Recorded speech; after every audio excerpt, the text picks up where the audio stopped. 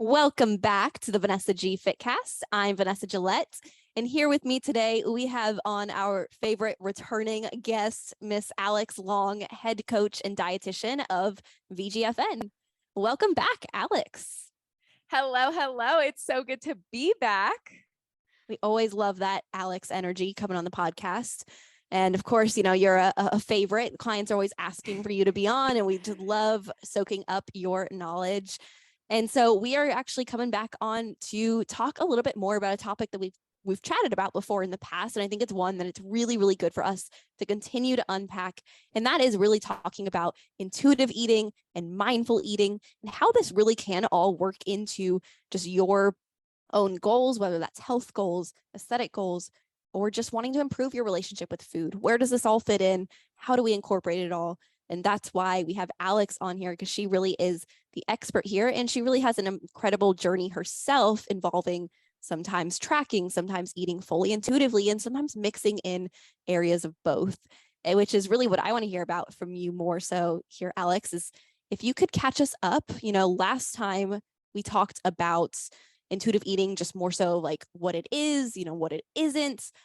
We talked about how we incorporate some of those principles into our coaching with clients.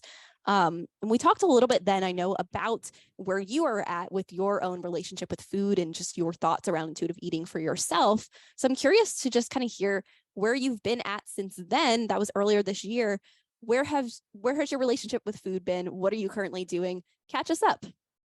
Yeah, I love it. I love this topic. It's definitely something I'm really passionate about. And I have a pretty unique journey in regards to my relationship with food. And it has definitely gotten even more interesting this past year. So if you haven't listened to that episode, or even if you did a while back, I would honestly give it another listen before listening to this one, just to kind of give yourself some context, refresh yourself on what intuitive eating is versus what it isn't, and kind of give yourself a reminder of where I was at in my journey at the time.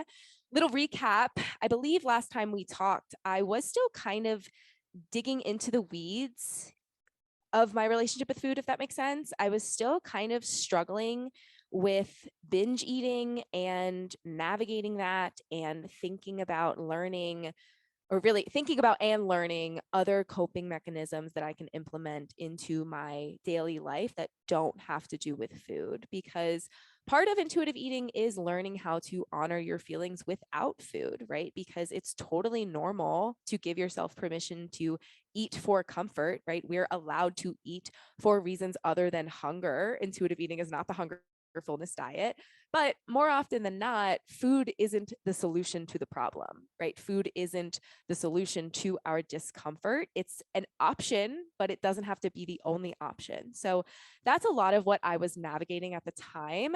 And I really did get to a place where I kind of had to take a step back and realize I can't remember the last time that I binge ate, even with a lot of stressors in my life, a lot of relationship struggles, just busyness, travel, all of these things that used to be huge triggers for me to binge. I was handling it so well. And I finally gave myself the space to step back and realize that I've really come a long way. And I started thinking, I kind of want to hire a coach. I kind of have some goals that I want to work towards. I'm kind of craving a little bit of that challenge. I'm craving a little bit more of that accountability. And for everybody listening, yes, I am a literal registered dietitian and I still hire coaches. Coaches need coaches too. And I was honestly really scared at first. I was really nervous, not to hire a coach, but to track my macros again. And I know that tracking macros can be an incredibly valuable tool for a lot of people, but I also know myself, and I know my history with my fitness pal is not that positive. In the past, like way, way, way back when, I used it as a tool to restrict myself. I was eating less than 1,200 calories a day, tracking every single morsel that I ate, trying to eat as little as possible. Eventually, the next time that I actually hired a coach and sought out, aesthetic goals and tracked macros, I was married to the macros. I was eating a lot more, but I was eating like I was competing in a bodybuilding competition. I was so strict with myself. It was ridiculous. And it did not have to be that way. And so now at this point in my journey, after doing all of the work that I did and really diving into intuitive and mindful eating and what felt good for me and healing my relationship with food, I knew that I had some aesthetic goals that I wanted to work towards. I knew that I had some performance goals that I wanted to work towards. And I wanted to try tracking macros with a much more flexible approach.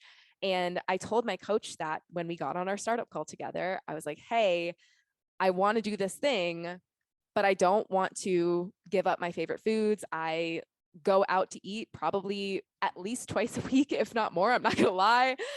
And I don't want to stop. I don't want to give that up. And I want to learn how to fit that in to my macros, or even like learn how to be okay with not being perfect with my macros and still achieve my goals. And she was like, hell yes. So that's kind of where I'm at now. That's why I hired a coach. And yeah, I guess I'll stop there. I'm so glad that you did add that context of where you used to be. You used to be married to the macros. You used to struggle with these things as far as like feeling like, okay, if I'm opening up my fitness pal, it is with the intention of restricting myself so that I can be on this diet. I can put myself in that calorie deficit and I can lose weight. And that's like what you associated my fitness pal with, it sounds like. And now looking back at that, here you are now where, you very easily could have been somebody who said, you know what, I've worked with coaches in the past, which I know you worked with multiple coaches in the past.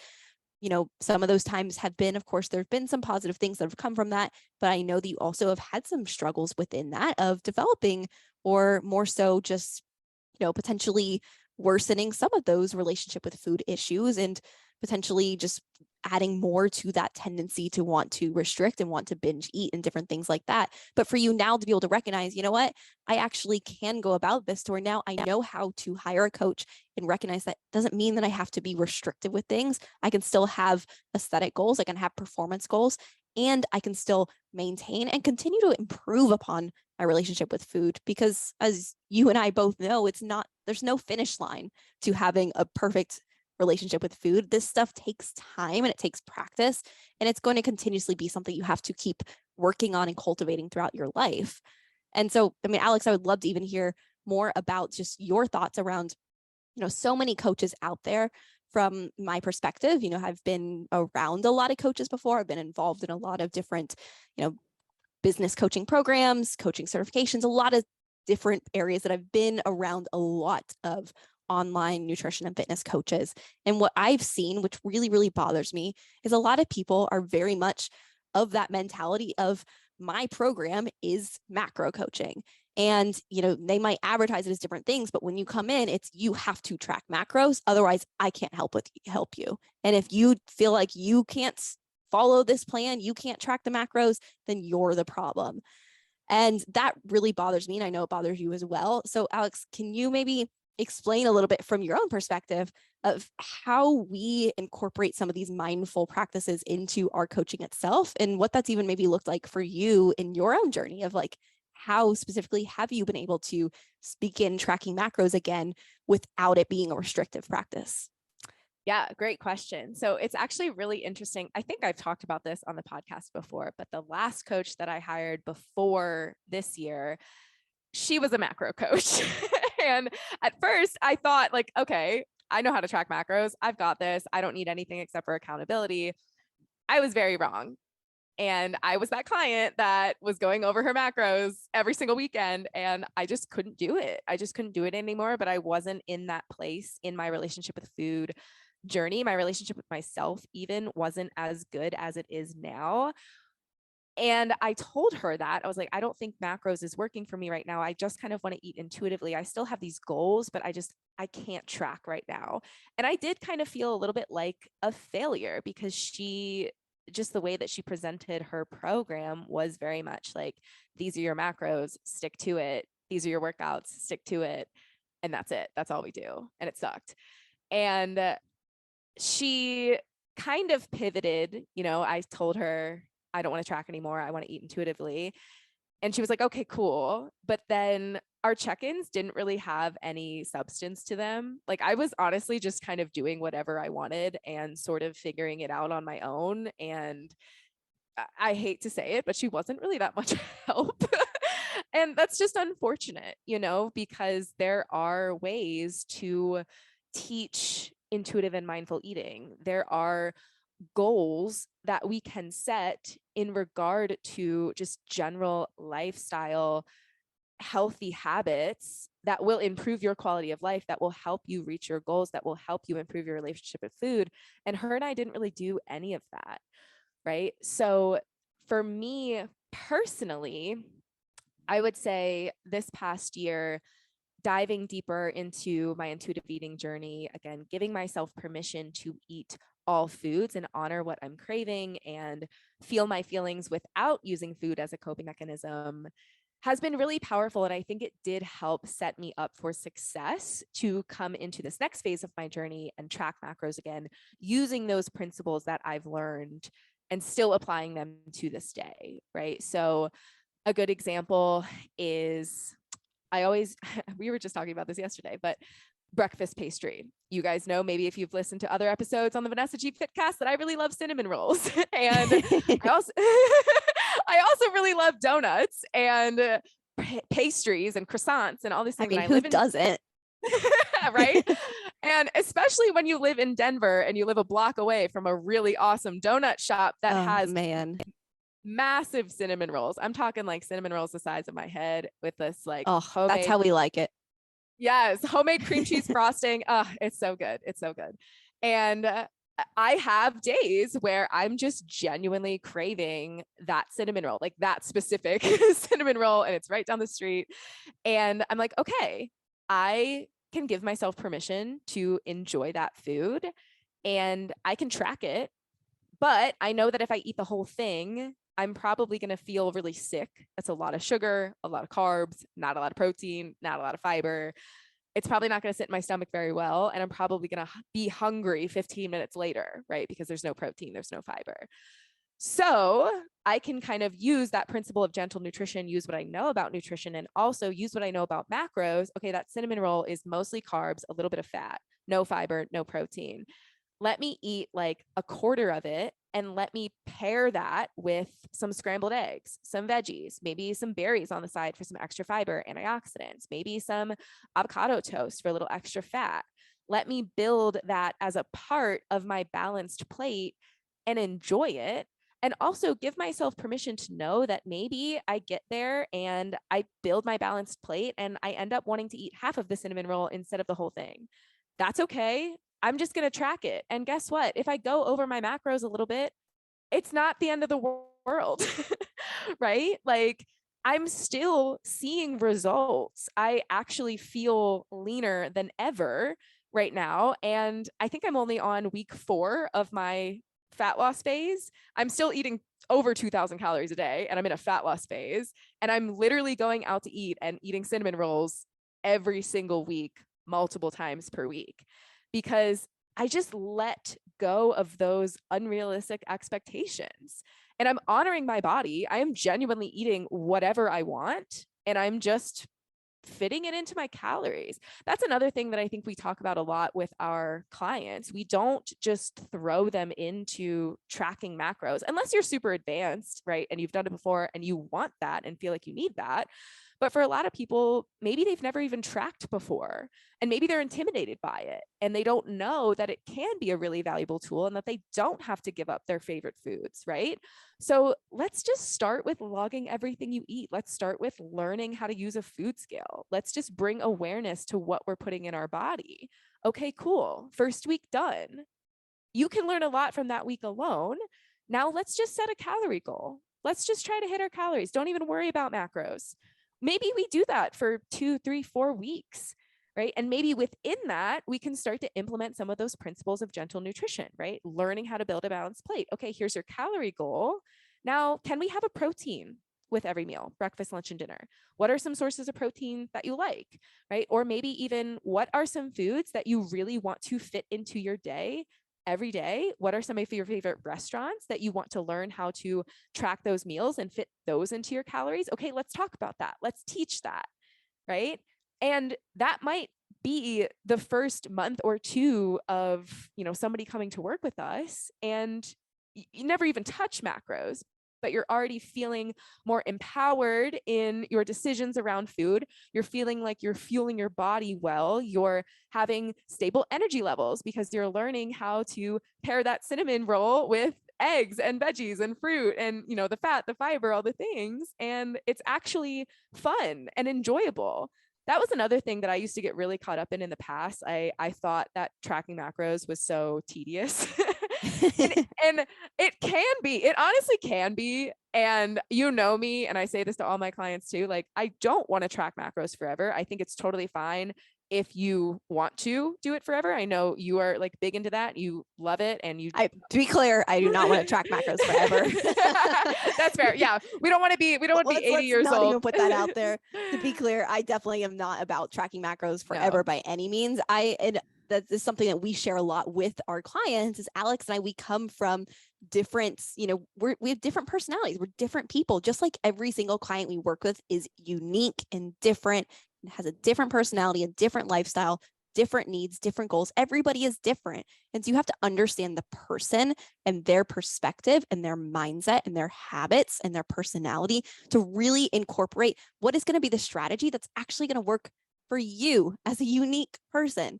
Because so for me, I like to have my food more so planned out as far as I like to know, okay, am I eating enough? For me, tracking is largely like I tend to accidentally undereat if I'm not paying attention.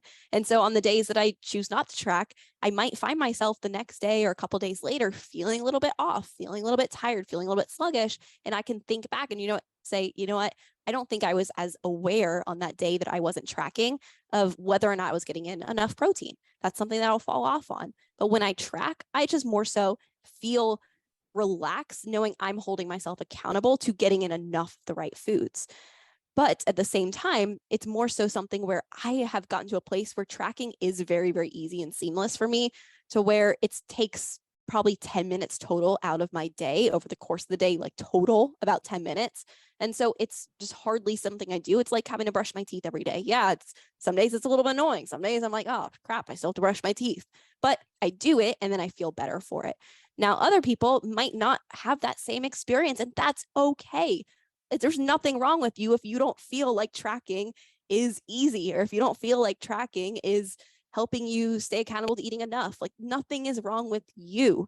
And that's why having a coach to guide you through that, and the way we have our coaches on our staff, that we work on incorporating mindful eating practices into our clients' journey, regardless of if they're tracking macros, tracking calories, or not tracking at all, because this is important at the end of the day that we have a healthy relationship with food. And Alex, I know, you know, I feel like I maybe kind of cut you off there and I want you to be able to finish your thought. I'm sorry about that. But I do also want to know, you know, you were mentioning earlier of how we do incorporate different goals into, you know, helping our clients, regardless of if it's a new client who we are working up to being able to track. But what about clients that are maybe thinking, you know what, I don't want to ever track. I've tracked in the past. I felt like it wasn't really a healthy practice for me. You know, maybe I have some disordered eating tendencies. Maybe it's something I've been to therapy for, and I just feel really nervous around the idea of tracking, but I do know that I still need help. I need guidance. I need some direction with my coaching. Like, what would that look like? And I say this hypothetically as if we don't actually have many clients who are doing this. And, you know, I would love if you do want to share a little bit about that, but what does that look like as far as what goals specifically are you working on with those clients? What does that look like to coach them through that? Yeah, absolutely. And it's okay. I appreciate you interrupting me because you're right. We don't want to be 80 years old in the nursing home tracking our macros. But I love what you said though, because again, I was someone who had an eating disorder. I was someone who abused my fitness pal and used it for restriction. I am also someone that, like, yes, where I'm at now, I kind of feel the same way. I eat pretty similar things. I am very flexible in my approach to tracking. It feels easy. It feels a lot less tedious than it ever has. But I know for myself, it's not something that I really want to do often in the future. I think I'd rather just eat mindfully, eat intuitively, right? Use what I've learned on this journey, what I've learned through this experience right now, tracking macros, being in a fat loss phase, like being a little bit more regimented, and be able to apply that to the future, or to my future, and any goals that I want to achieve in the future. even without using MyFitnessPal if I don't want to, right? And I know a lot of our clients do feel the same way, and we love to take our clients through that transition process. And doing it with a coach is definitely the way to do it, because again, even for myself, I've tried it on my own and it usually doesn't work. But I love what you said about, every client is different. Every client has a different, history and perspective, different goals, different struggles, different obstacles, different triggers. And ultimately, I want everybody listening to know that, at least with VGFN, this is an individualized experience. I don't even like to use the word program, because program implies like so much rigidity. Like, here's the program, you have to follow it, or else you're not going to get results, or else you're not succeeding. And yeah, for that client out there that might really just not want to track and feel like, oh, well, they can't help me because they teach macros. And if I can't do macros, then I just can't be helped, or I'm, unsuccessful at this program. And that's just not true. That's absolutely not true. That is not our approach at all. And again, I've had multiple clients that come to me and say like, hey, I really just want to learn how to eat intuitively, or I, want to improve my habits. I want to learn how to cook. I have a lot of dietary restrictions and I don't really know how to fuel my body, but I don't want to track. There are a ton of reasons why somebody might not feel comfortable tracking, or why it might not be necessary for some people either. So just to kind of preface, like, again, everybody's different. It totally depends on where you're coming from and what your reason is. But I have one client that I'm working with right now. She is recently just transitioned into Forever Fit, which is awesome. Super excited to dive into some deeper mindset work with her too. But she was a client that came to us saying, hey, I have a really disordered relationship with food. I really need help. I don't want to track in MyFitnessPal. I don't even want to think about calories. And I remember talking with her for the first time, getting her on a startup call and saying, yeah, absolutely not. Like, delete MyFitnessPal from your phone. It's not going to serve you. So for her, we are really diving into the 10 principles of intuitive eating. I actually had her go out and buy the book and read it. And I added a question in her check-in form every single week, asking about like what she learned, like what chapter is she on, what resonated with her, just so we can continue to apply those principles and practices in her everyday life. And I can actually teach her how to do that using her real life experiences, right? And a big focus for her right now is learning how to get in touch with her hunger cues.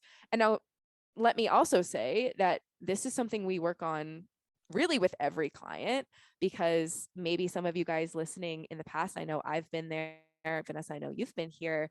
We kind of ignore our hunger cues for the sake of macros, right? Like, we just sort of eat to eat the numbers, and we don't actually honor how we're really feeling. We eat past satiation, and sometimes that's necessary, but a lot of times it's not.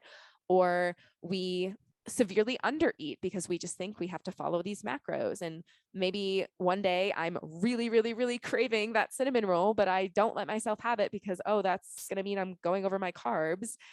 And it does not have to be that strict. It does not have to be that difficult, right? So practicing honoring our hunger, honoring our cravings is something that we do with everyone.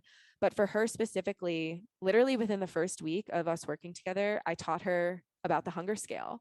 And I talked to her about checking in with herself and eating without distraction and taking some deep breaths before meals, and even like writing it down either in like her phone, in the notes app, or in a little journal, whatever works for her. Like, actually figuring out, what does a 1 on the hunger scale feel like? This ravenous, like my stomach is about to eat itself. What does that feel like? Can you think of an experience where you've been there? And then doing that for each number all the way up to 10, right? What does a 10 feel like? She was a client that struggled with binge eating. So think about the last time that you had that really severe binge and your stomach was so distended that you looked like you were pregnant, because I know what that's like. And that's a 10, right? And so like, let's get clear on what that feels like. Okay, now we're sitting in front of our meal. Let's check in with ourselves. Let's rate ourselves on that scale of 1 to 10. And let's do that at least 2 meals a day, just to get a feel for what true hunger actually feels like, because she was someone that has ignored her hunger cues for a majority of her life. And she didn't know like what true satiation was. She didn't know what it meant to actually eat like until a 7 or 8 on the hunger scale. She's like, I don't even know what that is. So I'm like, okay, let's start there. And now, I mean, we even started talking about she's having energy crashes at work. She's in residency, so she's on her feet all day. She's super busy. She's flipping between night and day shift, which is so hard on the body. We talked about how it's normal for when we're sleep deprived, we're going to be a little bit hungrier. So, okay, let's honor that. She was eating these they're kind of like Cliff bars. I forget the name of the brand. It's like a more local brand, but lots of carbs, a little bit of protein, a little bit of fat, not a lot of fiber. And she was still crashing later in the afternoon. And I'm like, okay, love those bars. They sound really delicious. Can we pair another food that's a little bit higher in protein with that bar to keep our blood sugar nice and stable throughout the afternoon? And she's like, oh my gosh, like I never even would have thought of that, because to me, eating more for a snack was a food rule, right? That was wrong. That was bad. That wasn't allowed. So we're really diving deeper, especially now that she's a Forever Fit client, we're diving deeper into those limiting beliefs and working to break those limiting beliefs that diet culture has really taught her and that she was just living by for the majority of her adult life. And again, I mean, this is not uncommon. Just because she was someone that came to me and said, hey, like I have a history of an eating disorder, I don't want to track. Okay, cool. Like I'm still breaking a lot of those limiting beliefs with our other clients that are tracking macros. You know what I mean? It's not mutually exclusive, if that makes sense. Exactly. And that's what this all comes down to, is it's not intuitive eating versus macros. I mean, for some people it is. And I see that with a lot of coaches, that they're at each other's throats of, I'm in the macros camp, I'm in intuitive eatings camp. And I love that our coaching really, truly is so unique. I don't see it anywhere else in the way that we incorporate mindful eating practices into an individualized approach for each client. So while, yes, we do use macros for many clients because there's a lot of value there to understand what goes into food, what are the macros, what are you eating? Are you eating balanced meals? How is that affecting how you feel? And how is that going to get you towards whatever your specific end goals are? But at the end of the day, regardless of what your goals are, you're a human being. You need to know how to eat in a way that makes you feel good and allows you to enjoy food and enjoy your life and allow what all of that does for you. It's so important. And that's what we do. And my favorite thing is like what you were saying, when one of our clients joined our Forever Fit program, which for our listeners, that is our higher level, more in-depth program where we do get to dive deep into not just nutrition and fitness, but into mindset and breaking limiting beliefs and uncovering what are the things that have held us back from being able to actually follow through and reach our goals. And a lot of that comes down to different things that involve our relationship with food and unpacking, traumas from our past that have contributed to why we feel this way around food, why we binge eat, why we maybe restrict ourselves, or why we just feel restricted, and all these different things. And when we can break through those things, like what you were saying you have done with your client there, it is so powerful and so incredible. And it's just one of my favorite types of transformations to see. And so I mean, Alex, you specifically are doing incredible work. And I know I say this just about every episode, but I am so freaking proud to have you on our team, because it really is amazing the way we've been able to incorporate all these different just areas from your background specifically and your passion for eating intuitively into just infusing that into every client's individualized protocols and programs. And just, again, I don't like the word programs either, because it's an experience and it's coaching, and it is different for every single person. But Alex, I would love to wrap this up by just kind of asking you more, going back to your own personal journey here. Where do you see yourself from here going, as far as, you don't want to track macros forever. You do have specific goals in mind, but where do you see yourself, finding that, heading back into more of that intuitive eating? What does that look like for you personally? That's a great question. So honestly, I haven't really thought about it. I'm pretty sure I'm going to be working with my coach at least through the end of the year, if not longer. One of my big goals, big life events that I'm kind of preparing for is my wedding in November. So we're kind of going to wrap up our fat loss phase right before the wedding and start our reverse diet through the holidays. And, when you ask me about balance, right? Finding this balance between using what I've learned from intuitive eating, from mindful eating, getting in touch with myself, healing my relationship with food, to now tracking macros for the first time. Really, I think this is the first time in my life that I've actually been able to track macros in a healthy, sustainable way, in a truly, truly flexible way. I don't feel restricted at all. I barely even feel hungry. I have plans to go out to dinner and brunch with my friends. I went out to dinner last night. Like all of these things I'm still doing every single week. And I feel like I found that balance. I feel like I found a sustainable approach for myself.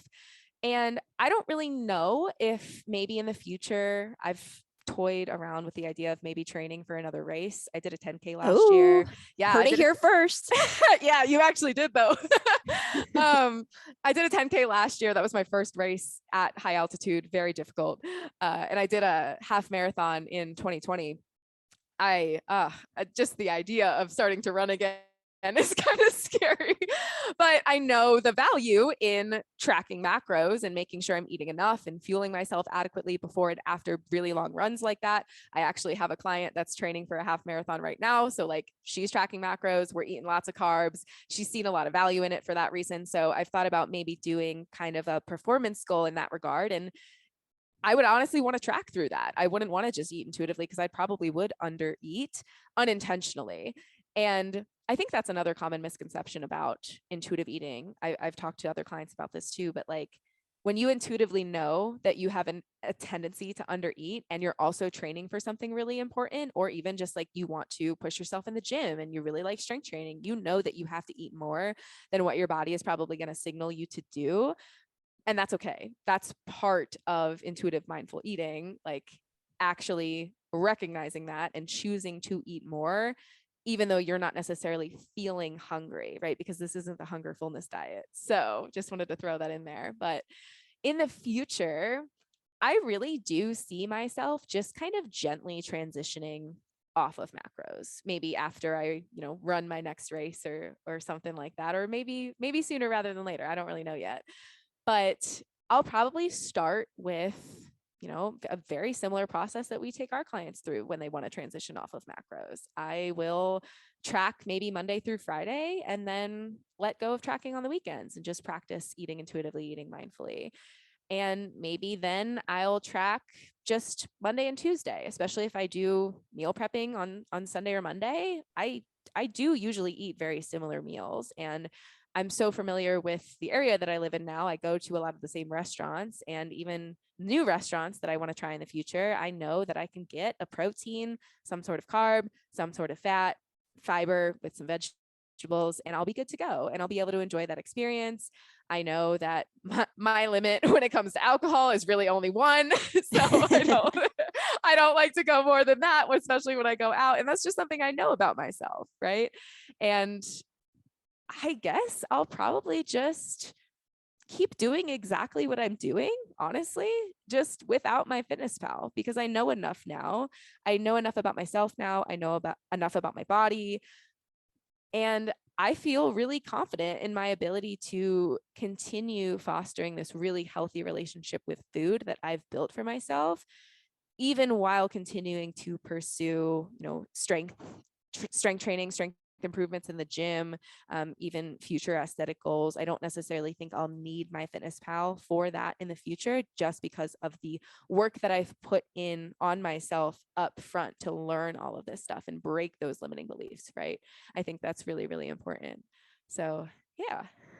I love that. Well, thank you for always being so vulnerable and sharing about your own experiences with everybody, because I know there's absolutely people out there who have similar goals and probably resonate with you and can use you as that inspiration too. So thank you so much again, Alex, for joining us. We always love having you on the podcast. And thank you everybody for listening. We will be back next week.